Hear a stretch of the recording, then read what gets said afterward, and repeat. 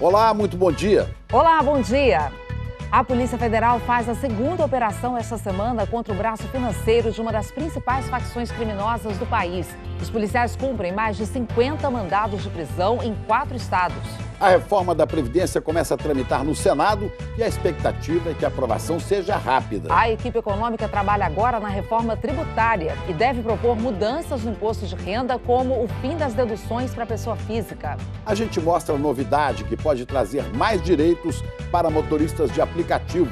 Eles podem se registrar como microempreendedor individual. O governo americano dá sinal verde para a indicação de Eduardo Bolsonaro como embaixador nos Estados Unidos. E a noite de festa que marcou a inauguração dos novos estúdios da Globo, no maior complexo de produção de conteúdo da América Latina. E hoje é sexta-feira, dia 9 de agosto. Hoje o Brasil está começando.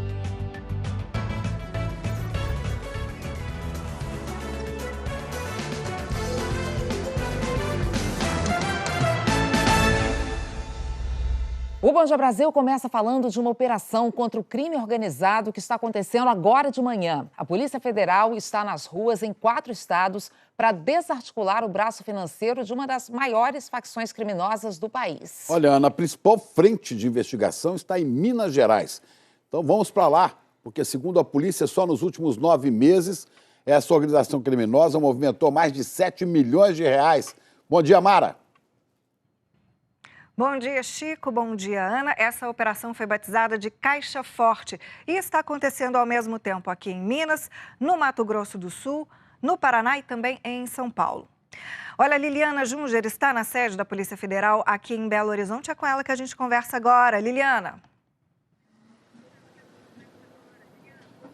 Bom dia, Mara. Os agentes cumprem 52 mandados de prisão preventiva. Segundo a Polícia Federal, até agora, 34 pessoas já foram presas. Além disso, os policiais cumprem 48 mandados de busca e apreensão e 45 de bloqueio de contas bancárias. As investigações começaram em novembro do ano passado, depois que o celular de um dos integrantes da organização criminosa foi apreendido aqui em Belo Horizonte.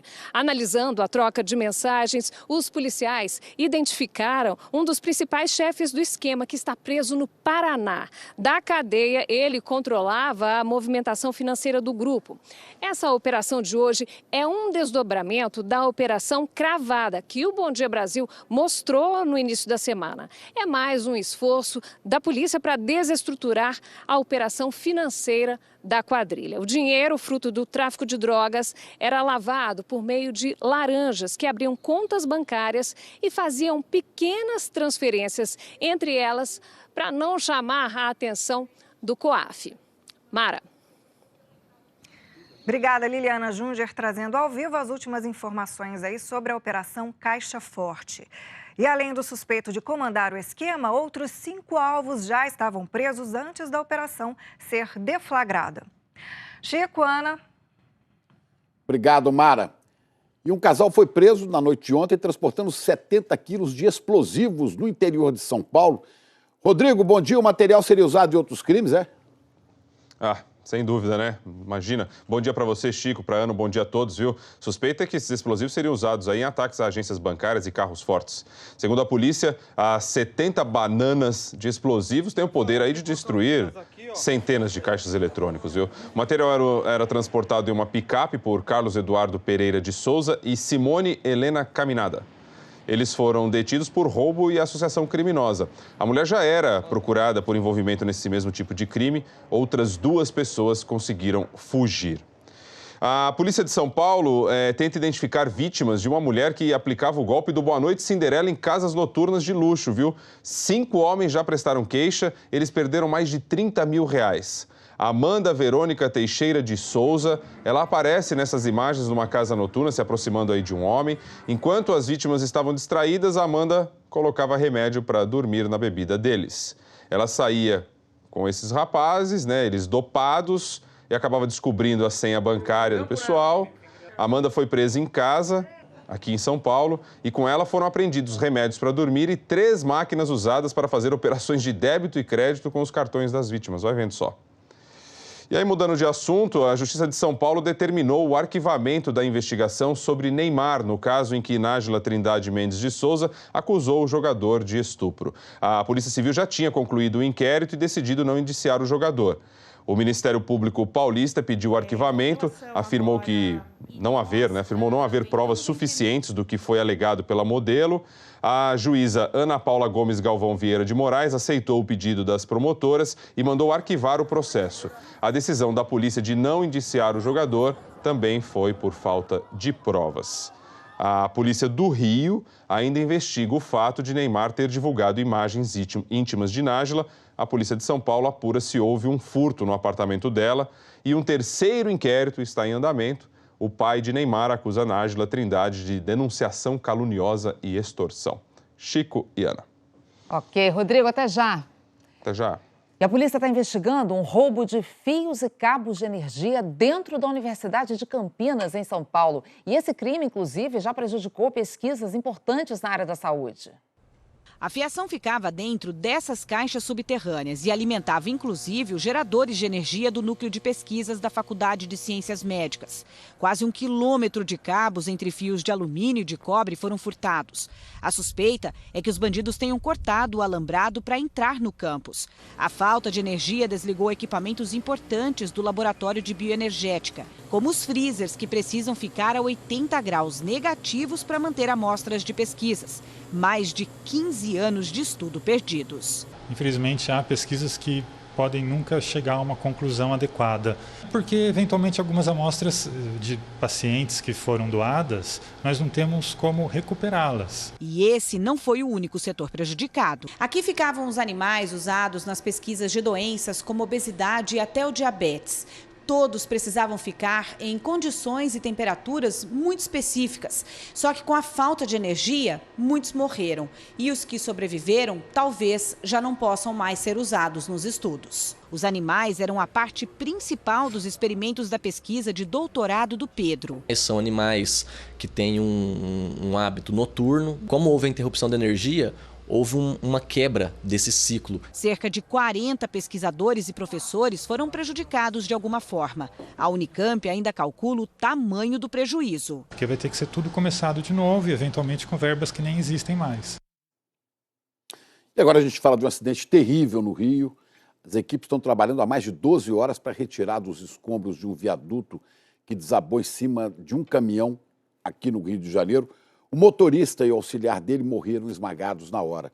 O acidente aconteceu depois que o container da carreta bateu numa viga de concreto instalada esta semana. O repórter Diego Aidar está no local e os corpos só foram retirados há pouco, né, Diogo?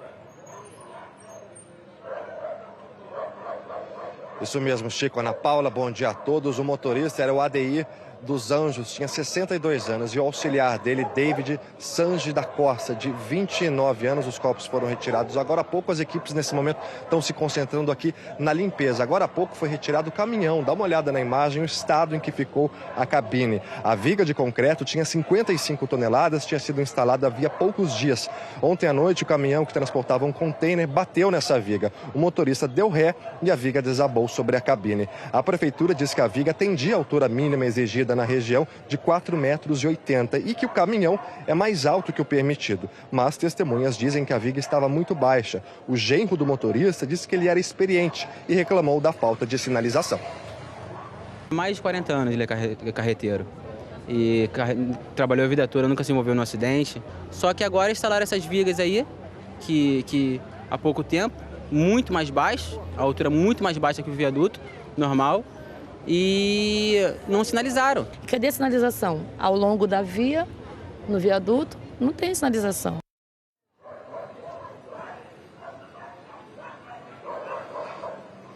A prefeitura disse que havia sinalização, a gente encontrou placas indicando obras, mas não havia uma informação fundamental, que era a altura do viaduto ou a altura em que a viga estava instalada. Por conta do trabalho que está sendo feito aqui nesse momento, há interdições na Avenida Brasil, mas a mais importante, maior via expressa da cidade, o congestionamento está bem grande aqui na altura de Coelho Neto. Chico e Ana Paula. 2 mortos, uma tragédia, né, Diego? Obrigada pelas informações. E olha, em outro caso, uma pessoa morreu e 9 ficaram feridas num acidente entre um ônibus e um caminhão em Goiânia. A gente tem imagens de uma câmera de vigilância que mostram o momento da batida. Você vai ver aí, olha, o caminhão atingiu a lateral traseira do ônibus que virou e então bateu num poste. Um rapaz de 29 anos que estava dentro do ônibus foi quem morreu na hora. Os 9 feridos foram encaminhados para hospitais da região. E o outro flagrante, esse registrado por uma câmera de segurança em Nova Lima, que fica na região metropolitana de Belo Horizonte. Um carro despencou da garagem de um prédio. Segundo os bombeiros, a motorista de 72 anos tentava sair da garagem quando perdeu o controle da direção, caiu do alto e só parou na grade de uma quadra. A motorista foi socorrida, levada para o hospital e continua internada no CTI. A polícia está investigando as causas desse acidente. A gente agora traz uma novidade para motoristas de aplicativo. Eles agora vão poder se registrar como microempreendedor individual, chamado MEI. Essa profissão, de motoristas de aplicativo foi uma das que mais cresceram durante essa crise e o governo agora quer incentivar esse motorista a sair da informalidade. Juliana Morrone tem os detalhes disso para a gente. Juliana, bom dia. Os motoristas de aplicativo vão passar a pagar um regime especial de impostos, mas também vão ter mais direitos. Isso, vamos conseguir a garantia de alguns direitos, né, Ana? Bom dia a você, bom dia, Chico, bom dia a todos. Direitos como salário maternidade, auxílio-doença, pensão por morte para dependentes. Além disso, o imposto que o motorista paga como MEI é menor do que o do INSS como autônomo. É uma das profissões da crise. Sou 4 meses e meio motorista de aplicativo. É o seu sustento? É o meu sustento. Hoje eu posso se dizer que eu vivo na informalidade, mas vou ser MEI. MEI é microempreendedor individual, um regime especial para pagamento de impostos que o governo autorizou os motoristas de aplicativo a aderir. Tem uma contribuição mensal de R$ 54,90, que inclui imposto de renda, ISS e o INSS, de 5% sobre o salário mínimo. Quem paga em dia ainda pode ter acesso ao auxílio-doença, se precisar, salário maternidade, no caso de mulher, fora a contagem para o tempo de aposentadoria. Sem o MEI, a Receita Federal disse que uma minoria pagava o INSS como autônomo, que tem alíquota de 11% sobre o salário mínimo ou 20% sobre o faturamento. Com a alíquota menor do INSS e a garantia dos benefícios, o governo espera estimular que os motoristas de aplicativo saiam da informalidade, aumentando assim a arrecadação. A maior empresa de aplicativo de transporte diz que tem 600 mil motoristas no Brasil. A associação da categoria em Brasília falou que, em média, só na capital do país entram 20 motoristas novos por dia. Quem virar MEI passa a ter um CNPJ, mas não tem obrigação de emitir nota fiscal se o cliente for pessoa física. Com a crise, o desemprego, o número de microempreendedores individuais de outras profissões cresceu 120% nos últimos 5 anos. A responsabilidade pela inscrição no MEI e pelo pagamento das contribuições, é claro, é do próprio motorista e não da empresa de aplicativo. Só para lembrar, Ana, Chico. Ok, falou, Juliana. E o tempo seco e as queimadas que atingem parte do centro-oeste e do norte do país estão mudando a rotina e causando problemas na saúde da população. Só em Mato Grosso foram registrados quase 9 mil focos de incêndio de janeiro a julho deste ano. Não chove há 3 meses em Cuiabá. Nessa rodovia, o fogo formou uma coluna gigante de fumaça. 2 fazendas foram atingidas e uma estrada secundária precisou ser fechada por causa das chamas. É uma coisa triste você ver queimado desse jeito aí. Então, agora é esperar, né? Aqui de baixo, nas pistas de caminhada, mesmo quem vem em locais arborizados como esse, não percebe como está a real qualidade do ar. Mas basta olhar de cima para ver a quantidade de fumaça que está cobrindo a cidade. Mato Grosso é o estado com o maior número de queimadas no país. São quase 8.800 focos de janeiro a julho. O vento e o tempo seco empurram as chamas também por outros estados do centro-oeste e norte. Nas últimas 48 horas, foram registrados mais de 130 focos de incêndio em todo o Tocantins, segundo o Instituto Nacional de Pesquisas Espaciais. O estado é o terceiro no país com mais queimadas. Nessa estrada, a fumaça complicou o trânsito. O fogo atingiu uma usina de reciclagem. Esse vento aí chegou rápido aqui, o pessoal tentou apagar aqui, mas não conseguiu. Em Mato Grosso do Sul já são mais de 2.600 focos de queimada. O salão da Carina ficou cheio de fuligem por causa de um incêndio em um terreno vizinho. Minhas clientes que chegaram também, que deixou a menina na escola, estava passando mal, chegou tomando água. Aqui em Campo Grande, o tempo seco e as queimadas aumentam a procura por atendimento nas unidades de saúde do município de pessoas com problemas respiratórios. Em janeiro, foram quase 3.000 atendimentos. Em junho, esse número saltou para 8.697. O Cícero veio procurar ajuda no posto de saúde. Muita queimada, tempo seco, sem chuva, judia muito. Quem tem problema de respiração, aumenta mais ainda. Os médicos alertam que o mês de agosto deve ter um aumento de doenças pulmonares. E para se prevenir, o jeito é se hidratar. A pessoa tem que beber muita água, dormir com água no quarto, com umidificador ou de outras formas, mas que sejam eficazes, e lavar o nariz, hidratar bem a via aérea superior para ela conseguir cumprir o papel dela, que é de filtrar a sujeira do ar que está entrando para a via aérea inferior. Não tá fácil, vamos então direto saber de previsão do tempo com a Jaqueline Brasil. Essa secura continua, Jaqueline? Bom dia.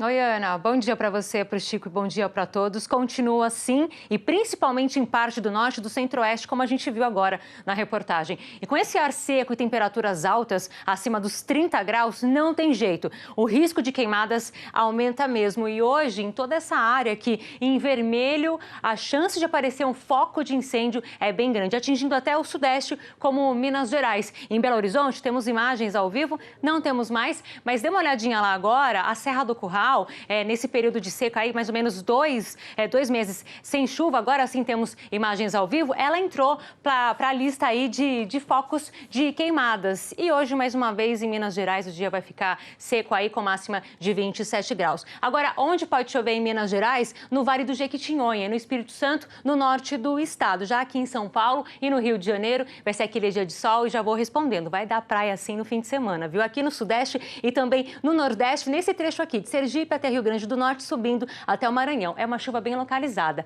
Agora, já no leste da Bahia e sul, aí sim a chuva pode apertar. No norte, aquelas pancadas que vêm à tarde. E no sul, atenção, risco de temporal. A gente já está avisando isso já há alguns dias. É uma frente fria que chegou, por isso que caiu a temperatura em Porto Alegre, sua máxima de 25, 27 em Floripa, 29 aqui em São Paulo, a mesma de Aracaju, 32 para você que está aí em São Luís, 36 em Palmas, 37 em Cuiabá e 31 no Rio de Janeiro. Bom fim de semana para vocês, Chico e Ana.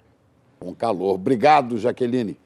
E você vai ver a seguir, o governo prepara a reforma tributária e deve fazer mudanças no imposto de renda. Os Estados Unidos dão aval para a indicação do deputado Eduardo Bolsonaro como embaixador em Washington. E Hong Kong tem mais um dia de protestos na pior crise política dos últimos 20 anos. Agora são 8h18, hora de Brasília.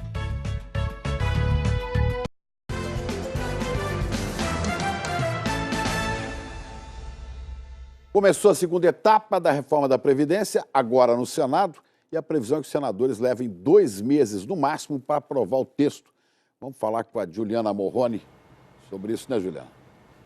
Ô Chico, no Senado, só lá na Comissão de Constituição e Justiça serão algumas semanas na tramitação. Para evitar que mudanças no texto obriguem a Câmara a reexaminar a proposta, os senadores querem fazer a reforma para servidores estaduais e municipais numa proposta paralela, para ser votada em separado.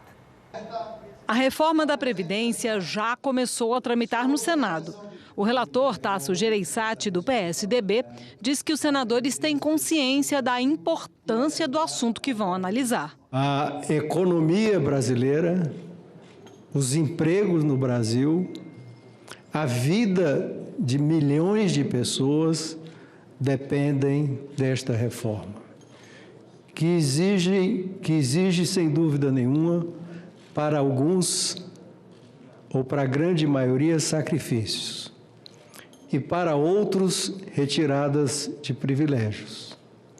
Mas que todos vão ter que pagar um pouquinho esta conta. Aqui no Senado vai haver um esforço para colocar eventuais mudanças numa proposta paralela e não no texto principal, para evitar que a reforma tenha que voltar para a Câmara e passar por uma nova rodada de debates e votações.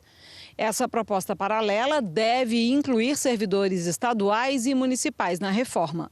Os presidentes da Câmara e do Senado participaram ontem da gravação do programa Globo News Política com Gerson Camarote, que vai ao ar hoje à noite na Globo News. Rodrigo Maia assinou ali mesmo o livro de autógrafos, o ofício com a proposta da reforma que entregou ao senador Davi Alcolumbre.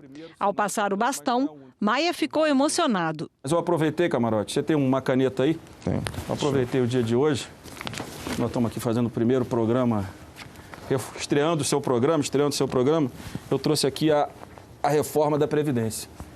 Né? Os autógrafos da reforma da Previdência eu vou assinar na sua frente, na frente dos assinantes da Globo News, e eu vou encaminhar para o meu irmão, Davi Alcolumbre, com muita emoção. Está contigo. Parabéns, Rodrigo. Você foi um gigante, parabéns.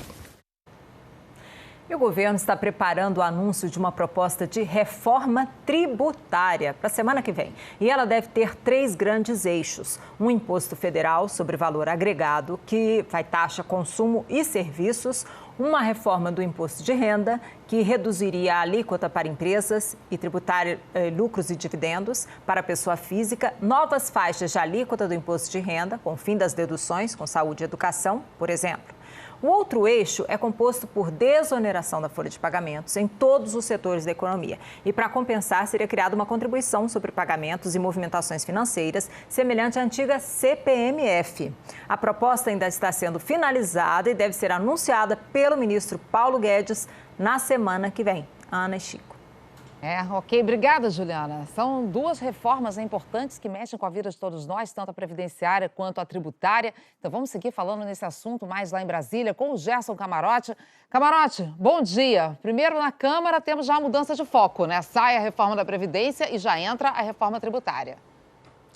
Bom dia, Ana. Bom dia, Chico. Sim, e o que a gente vê agora é uma mobilização, principalmente do presidente da Câmara, Rodrigo Maia, para unificar todas essas propostas e chegar a um consenso ainda na Câmara dos Deputados. Você tem essa proposta que ainda vai ser apresentada pelo governo, pela equipe do Paulo Guedes. Você tem um texto que está sendo analisado pelo Senado e um texto pela Câmara Federal. Então, a ideia é unificar para facilitar a tramitação. Agora, já em relação especificamente a essa proposta em elaboração pelo governo federal, algumas resistências na Câmara dos Deputados. Eu destacaria principalmente recuperar esse imposto, esse tributo sobre movimentações financeiras. Isso é considerado muito difícil de passar, ou seja, resgatar uma espécie de CPMF é muito difícil de ter eco na Câmara dos Deputados. Outra questão que fica, o governo federal está tentando fazer uma compensação, ou seja, reduzir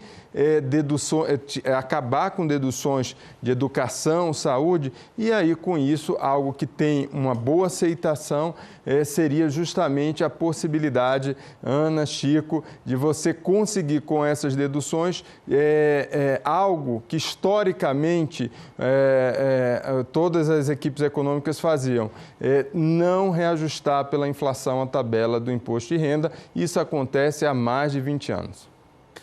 Camarote, e no Senado a reforma da Previdência deve ser aprovada, né, com mais facilidade. Agora, existe um consenso para reincluir estados e municípios numa proposta paralela, né? Isso, para blindar, viu, Chico? Deve ter uma velocidade grande no Senado Federal. Agora o relator, o senador Tasso Gereissati. A ideia é que tenha uma velocidade, que isso daí possa ser aprovado até início de outubro, até porque as etapas são menores no Senado Federal. Agora, apesar dessa velocidade, a ideia sim é blindar esse texto que já foi aprovado na Câmara, que é um texto, digamos assim, que é histórico. Histórico por quê? Porque há 20 anos tentava mudar e aplicar uma idade mínima. E o que a gente está vendo agora é que conseguiu na Câmara e o Senado não quer mudar isso, não. Então, teria, através de um texto paralelo, a reinclusão de estados e municípios para não afetar esse texto já aprovado na Câmara. Obrigado, Chico, Camarote. Ana. Bom fim de semana para você. E você vai ver daqui a pouco o Supremo barra uma ação do PSL para facilitar a apreensão e internação de menores de rua. E a França começa a descontaminar escolas afetadas por chumbo depois do incêndio na Catedral de Notre Dame. A gente volta já. Agora são 8h28, horário de Brasília.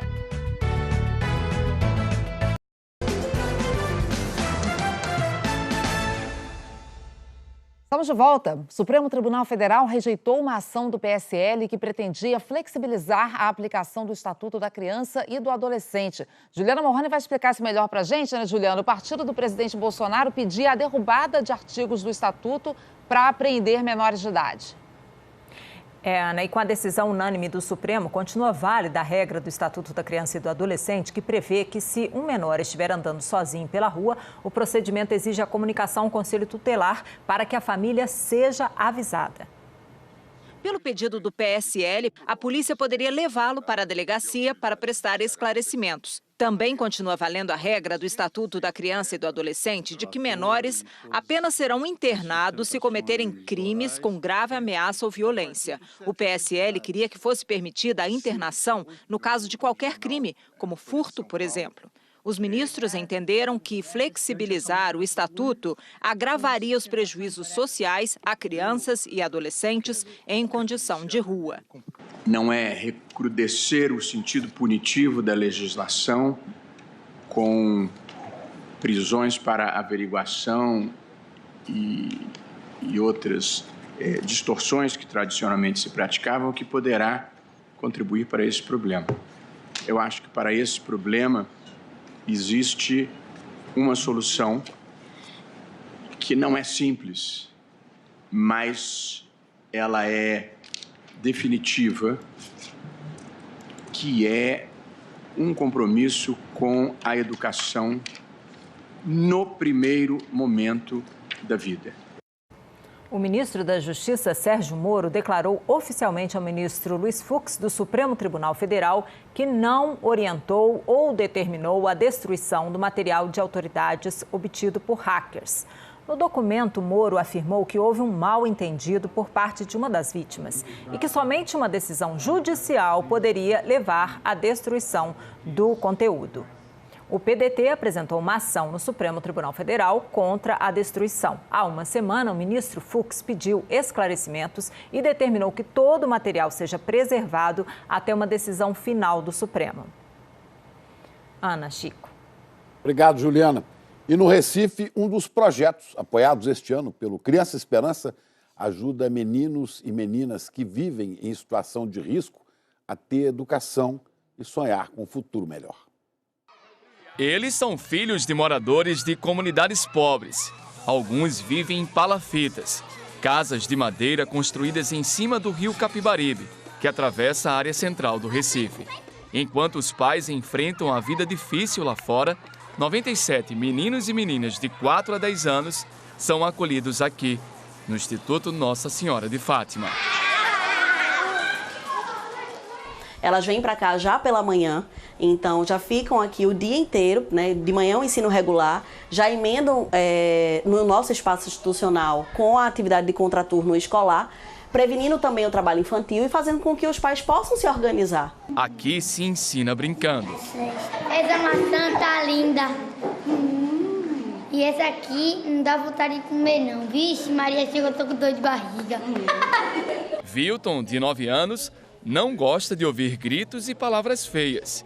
E já aprendeu que se não gosta, não deve fazer com os amigos. É ruim, muito ruim. Por quê? Porque isso magoa a pessoa. E a pessoa chora. Esse abraço aí de emoção é porque depois de passar por 7 escolas, Natália encontrou aqui um acolhimento para o filho Welton, de 7 anos. Ele tem deficiência física e transtorno mental. Ele deu um salto de desenvolvimento enorme de janeiro para cá, assim, desde que iniciou o ano aqui. Ele já está quase lendo, a socialização dele está ótima. Eu cheguei aqui ontem, ele estava jogando bola com os meninos. Então, assim, é fantástico, assim, eu até me emociono, assim, de falar, porque era uma vivência que antes ele não tinha. Eles querem mostrar aqui que as crianças podem ter problemas físicos, de agressividade, de comportamento, mas isso não quer dizer que elas devem ser discriminadas. Muito pelo contrário. Os professores e os voluntários têm a missão de conhecer a realidade de cada uma delas e, assim, poder transformar o futuro desses meninos e meninas. São professores e voluntários que levam, por exemplo, crianças para a cozinha. Charles, de 5 anos, e os amigos fizeram um bolo de milho. Margarina, ovo. Com quanto tempo esse bolo fica pronto? Mais ou menos. Mais ou menos quanto tempo? Uns 30 minutos? 30 minutos. Então o bolo, quando a gente coloca o fermento, que o nosso fermento é esse amor, então ele cresce, ele fica saboroso, ele fica gostoso, com mais capacidade da gente repartir e partir. Então é isso que nós fazemos, colocamos amor em tudo que nós fazemos. Para doar R$ 7,00, ligue 0500 2019 007. Para doar R$ 20,00, ligue 0500 2019 020. Para doar R$ 40,00, ligue 0500 2019 040. Para garantir a doação é preciso ouvir a mensagem até o fim. Para doar outros valores, entre no nosso site e clique na marca Criança Esperança. A gente volta a seguir. Os Estados Unidos aceitam a indicação do deputado Eduardo Bolsonaro como embaixador no país. E o relatório de uma ONG mostra que crianças venezuelanas estão sofrendo violência e abusos na fronteira com a Colômbia. Agora são 8h37, hora de Brasil.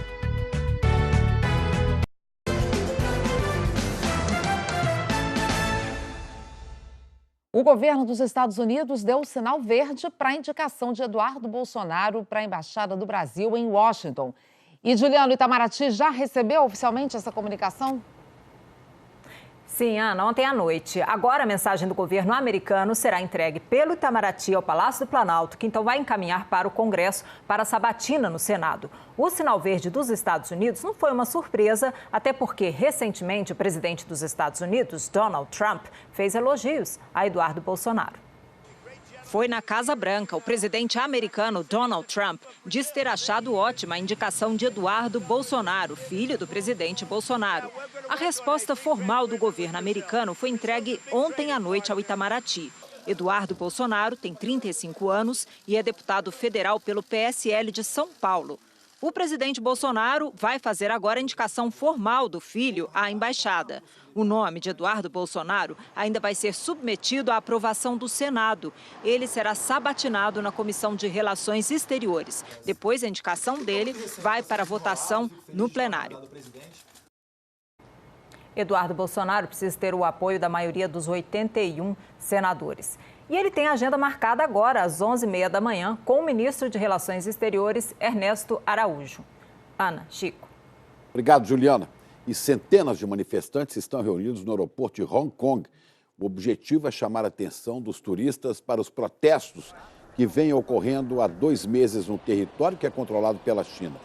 O movimento começou como reação a um projeto de lei que já foi suspenso. Esse projeto autorizava extradições de pessoas para a China continental. Agora, os manifestantes pedem reformas democráticas na região e essa se torna a maior crise política em Hong Kong em mais de 20 anos. Um relatório internacional afirma que crianças venezuelanas vêm sendo recrutadas por grupos armados na Colômbia. E a Marina Ziro tem as informações disso pra gente. Marina, bom dia. São informações de abusos chocantes. São sim. Bom dia a todos. Os relatos são de assassinato, desaparecimento, violência sexual, recrutamento forçado de crianças como soldados e expulsão de moradores. A organização de direitos humanos Human Rights Watch destacou que milhares de pessoas estão presas num conflito na região de Catatumbo, perto da fronteira com a Venezuela e disputada por 3 guerrilhas diferentes. Além dos moradores, as vítimas incluem famílias venezuelanas que vão para a Colômbia em busca de comida, remédios e trabalho. Dados da ONU indicam que pelo menos 25 mil venezuelanos vivem em Catatumbo. Escolas que ficam perto da Catedral de Notre-Dame, em Paris, estão passando por uma operação de limpeza por causa do risco de contaminação de chumbo. 4 dos 12 colégios públicos da região foram afetados pela fumaça tóxica do incêndio que devastou a igreja em abril. Uma creche está tendo que substituir o piso do pátio inteiro. A grande preocupação é que as crianças pequenas possam encostar em alguma superfície contaminada e depois levar a mão à boca. A imprensa francesa chegou a publicar que em uma das escolas a concentração de chumbo estava 10 vezes acima do nível considerado seguro. Só lembrando que a intoxicação por chumbo pode causar problemas digestivos nos rins, lesões no sistema nervoso e anomalias no sistema reprodutivo. Chico, Ana. Obrigado, Marina. E agora a informação do esporte. A delegação brasileira conquistou 13 medalhas ontem nos Jogos Pan-Americanos. O primeiro dia do judô rendeu 2 de ouro para o Brasil. No masculino, Renan Torres venceu a disputa na categoria até 60 quilos. E no feminino, ouro para Larissa Pimenta na categoria 52 quilos. No atletismo, Alisson dos Santos foi campeão nos 400 metros com barreiras. Na natação, destaque para o ouro de Marcelo Queriguini, nos 100 metros nado livre. E para o primeiro lugar do time misto do Brasil no revezamento 4x100 medley. Essa medalha veio graças à eliminação dos Estados Unidos. A gente chegou na premiação, ficamos sentados, comemorando a nossa prata, né? E do nada começou um burburinho falando que a gente tinha possivelmente ganhado um ouro e depois concretizou. Agora o Brasil tem 36 medalhas de ouro, 28 de prata, 51 de bronze, 115 no total. Depois do intervalo, você vai ver como foi a inauguração do MG4. O novo módulo de gravação do maior complexo de estúdios da América Latina. Agora, 8 horas e 46 minutos, hora de Brasil.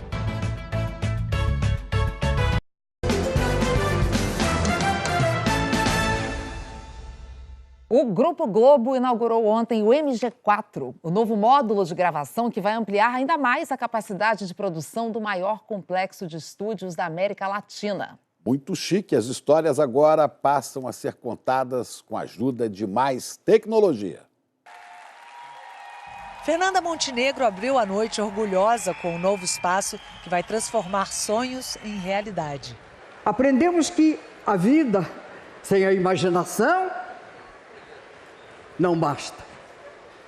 Tudo aqui foi realizado e sempre será feito para pessoas e por pessoas. Afinal, é do sonho dos homens que uma televisão, e por que não dizer, um país, se inventa. E teve música para brindar o novo tempo. Caetano Veloso e os filhos Moreno, Zeca e Tom fizeram um show para os convidados.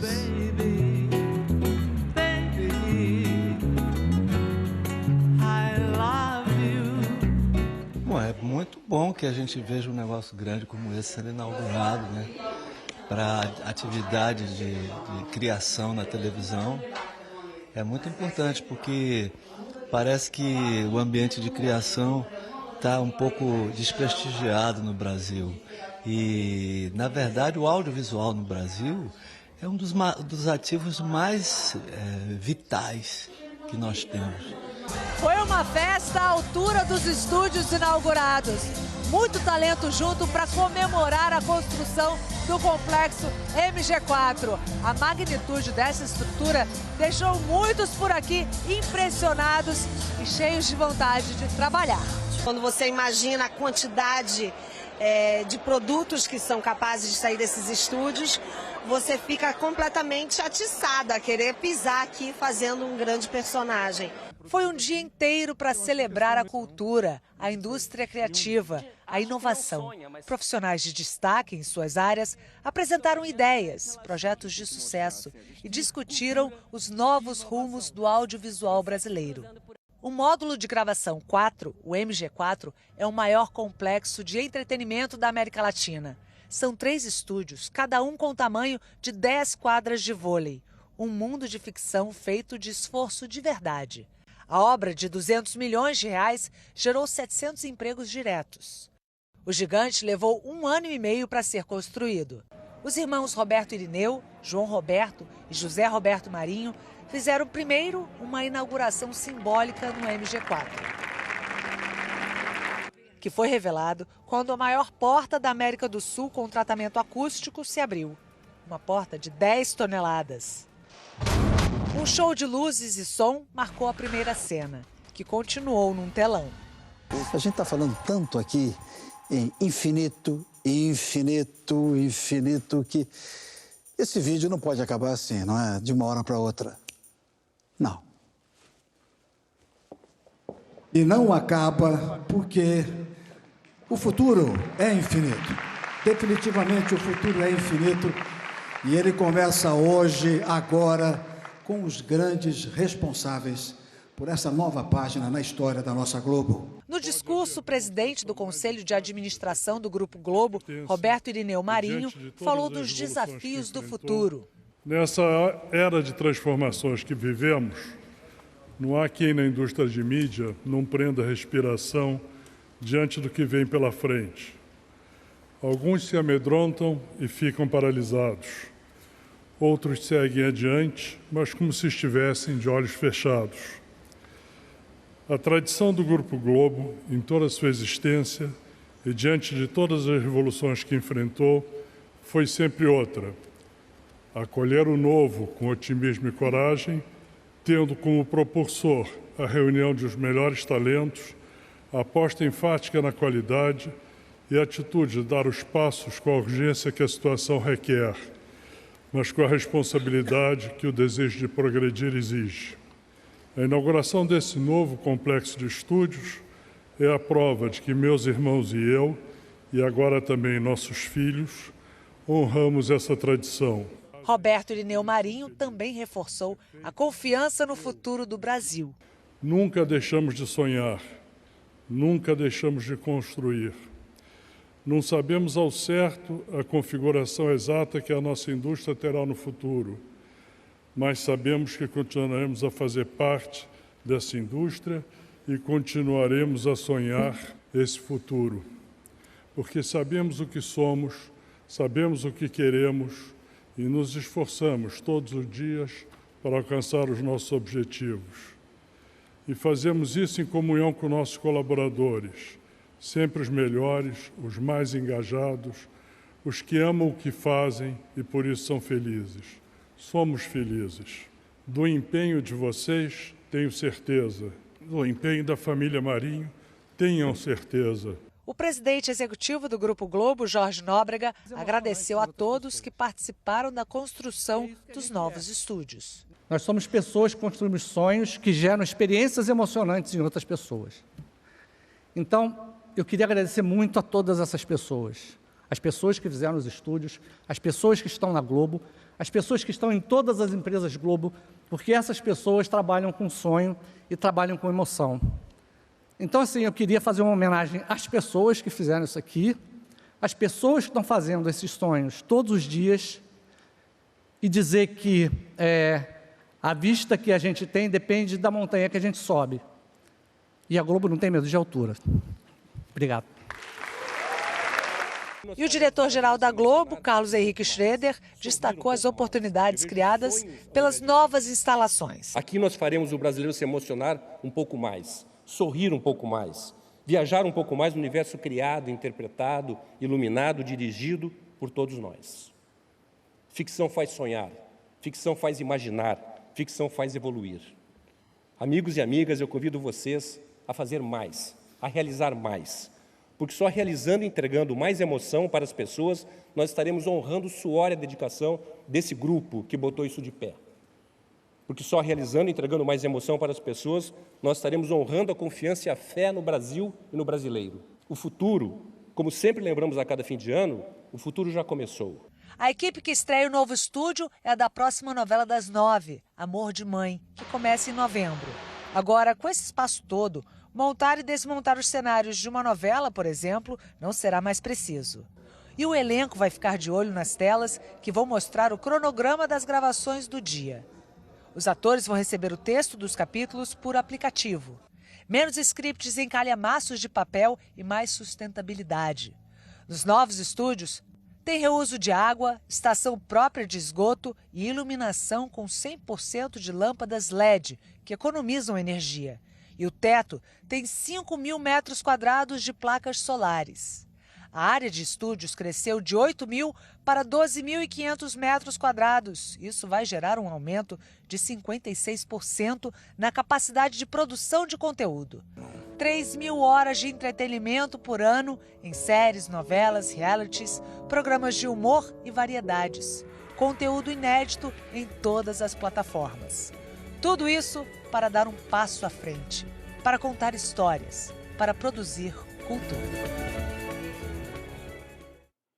Sensacional, né? Pois é, isso aí. Você está achando que era só aqui o estúdio novo? É. Aí, Rodrigo Bocardi, agora lá também. Muito bacana. Olha só, vontade de visitar. E logo, olha só, aqui em Vamos São lá. Paulo, a preocupação ainda é grande. Atenção para todo mundo com o surto de sarampo, viu? As pessoas devem procurar os postos de vacinação. Mas isso tem um impacto nos bancos de sangue, que estão com estoque baixo. Porque quem toma a vacina só pode doar sangue depois de 28 dias. Por isso, a Fundação ProSangue pede que quem puder doe sangue antes e em seguida tome a vacina contra o sarampo. Lembrando que as duas ações são igualmente importantes. Um bom final de semana para todos. Quem puder, durma até acordar amanhã, que o sabadão tá aí. Também tô louca para visitar, Rodrigo. Quem sabe amanhã, porque afinal tô de plantão no JN. Uma ótima sexta para todos. Aqui em Minas, a gente segue acompanhando a operação da Polícia Federal de combate ao tráfico de drogas. Até agora, 34 mandados de prisão preventiva já foram cumpridos. Também há agentes em São Paulo, Paraná e Mato Grosso do Sul. Um excelente fim de semana para todo mundo. Até segunda. Começou na cidade de Bristol, aqui na Inglaterra, o maior festival de balões da Europa. São mais de 130 de várias partes do mundo. Muita gente viaja para lá para acompanhar o evento, que é anual.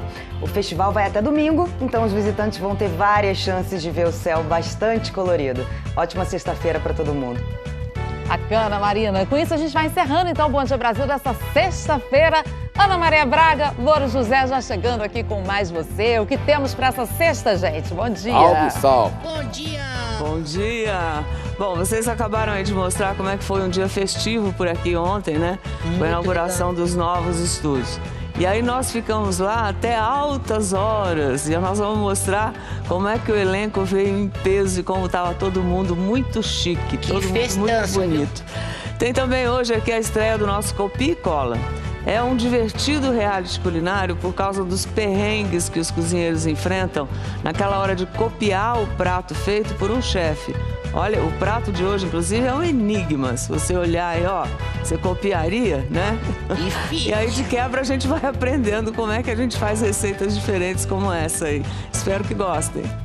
Muito bom. Então, vocês de casa, ficam com mais você. Ótimo fim de semana. Segunda, estamos de volta aqui no Bom Dia Brasil. Até lá. Primeiro, agradeço a sua audiência em Socorro, no interior de São Paulo. 190 anos. Graças a Deus, hoje é sexta-feira. É vida que segue. Na segunda.